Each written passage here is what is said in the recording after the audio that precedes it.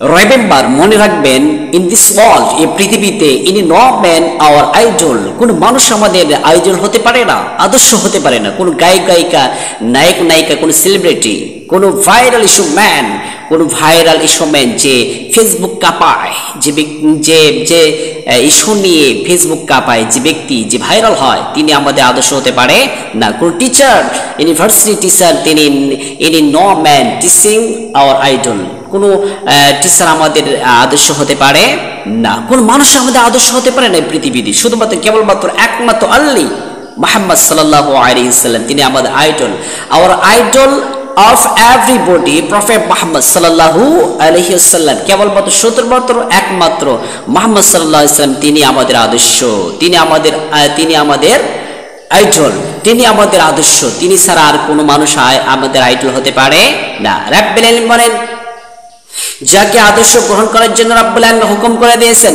Comment করেছেন, হুকুম করেছেন, ফরজ করে দিয়েছেন, নফল করে দেন নাই, মুস্তাহাব করে দেন নাই, সুন্নাত করে দেন নাই, নফল করে দেন নাই, দিয়েছেন ফরজ, ফরজে আইন।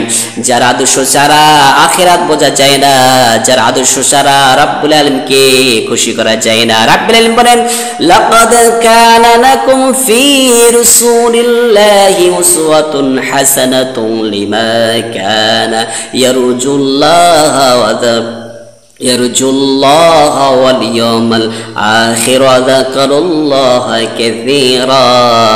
নবী আপনার মধ্যে জানিয়ে দিন, তোমরা যদি আল্লাহকে স্মরণ করতে চাও, তোমরা যদি আখিরাতকে in the day of judgement believe, তোমরা যদি আখিরাতকে বিশ্বাস করতে চাও, তাহলে আমাকে আমার আদর্শ গ্রহণ করো। লাকাদ কানা লাকুম ফি রাসূলিল্লাহি উসওয়াতুন হাসানা, আমাকে আদর্শ হিসেবে তোমরা গ্রহণ করো, কারণ আমার আদর্শ গ্রহণ করলে আল্লাহকে স্মরণ করা যাবে, আর আখিরাতে মাফ পেয়ে, ক্ষমা পেয়ে, সাফল্য অর্জন করে গো টু দ্য প্যারাডাইস, তোমরা জান্নাতে যেতে পারবে। সুবহানাল্লাহ। বিশ্বনবী সাল্লাল্লাহু আলাইহি ওয়াসাল্লাম বলেন, কুল্লু উম্মতি ইয়াদখুলুনাল জান্নাহ, আমার প্রত্যেক উম্মতেরা এতে জান্নাতে যেতে পারবে, জান্নাতে প্রবেশ করবে, ইল্লা মান আবা, তবে সে ব্যতীত যে ব্যক্তি জান্নাতে যেতে অস্বীকার করে। ইল্লা মান আবা ইয়া রাসূলুল্লাহ, সাহাবায়ে কেরাম বলে, ইয়া রাসূলুল্লাহ, কোন ব্যক্তি জান্নাতে যেতে অস্বীকার করে?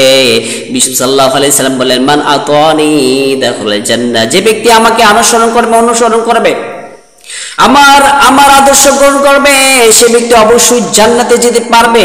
যে আমাকে ফলোয়ার হিসেবে গ্রহণ করবে, সে জান্নাতে প্রবেশ করবে।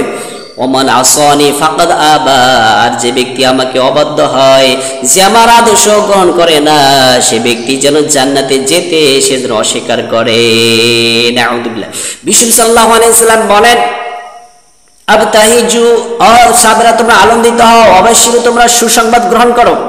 ফাইনালি আজুল মাজুস কুল্লু আলফাতি তিসআতি তিসআমাতি ওয়া তিসআতি ওয়া তিসঈনা। বিশ্বনবী সাল্লাল্লাহু আলাইহি সাল্লাম বললেন, ইয়াজুজ মাজুজ সম্প্রদায়ের ভিতরে 1000 ভিতরে 999 জন তারা জাহান্নামে যাবে। 1000 ভিতরে 999 জন তারা জাহান্নামে যাবে। অমিনকাম ওয়াহিদ, শুধুমাত্র একজন, 1000 ভিতরে একজন জান্নাতে যাবে।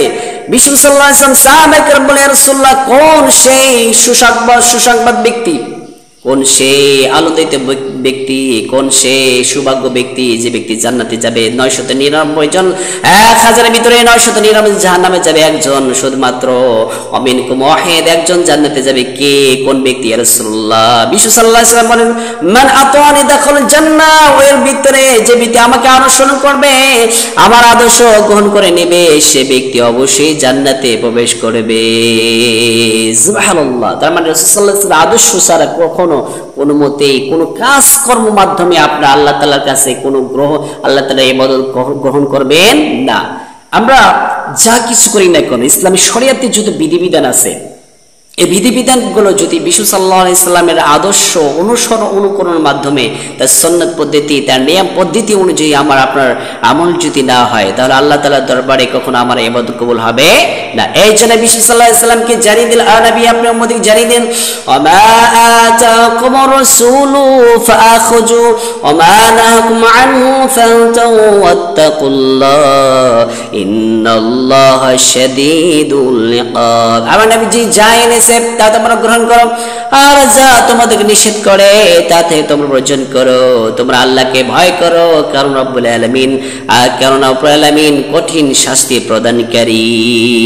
সুবহানাল্লাহ। তার মানে রাসূল সাল্লাল্লাহু আলাইহি ওয়াসাল্লাম যা এনেছে তোমরা গ্রহণ করো, যা নিষেধ করে তা তোমরা বর্জন করো। তার মানে রাসূল সাল্লাল্লাহু আলাইহি ওয়াসাল্লাম এমন নবী যে নবী ছাড়া সালাত বোঝা যায় না, যে নবী আদর্শ ছাড়া হজ বোঝা যায় না, যে নবী আদর্শ ছাড়া রমজানের মাসে রোজা বোঝা যায় না, সে শরিয়াত ইসলামের কোন বিধিবিধান বোঝা যায় না। তার মানে রাসূল সাল্লাল্লাহু আলাইহি ওয়াসাল্লাম আমাদের আদর্শকে বিষ্ণু সাল্লাল্লাহু আলাইহি ওয়াসাল্লাম our idol of everybody prophet Muhammad সাল্লাল্লাহু আলাইহি ওয়াসাল্লাম, বিষ্ণু সাল্লাল্লাহু আলাইহি ওয়াসাল্লাম আমাদের সবার আইডল, আমাদের আদর্শ একজনই শুধুমাত্র বিষ্ণু সাল্লাল্লাহু আলাইহি ওয়াসাল্লাম। আল্লাহ তাআলা আমাদের প্রত্যেককে বিষ্ণু সাল্লাল্লাহু আলাইহি ওয়াসাল্লাম আদর্শ অনুকরণ করে তাকে ফলোয়ার হিসেবে গ্রহণ করে আমরা যেন আমাদের লাইফ সেটেল করতে পারি। আল্লাহ তাআলা প্রত্যেককেই জান্নাতে মেহমান হওয়া তৌফিক দান করুন, আমিন।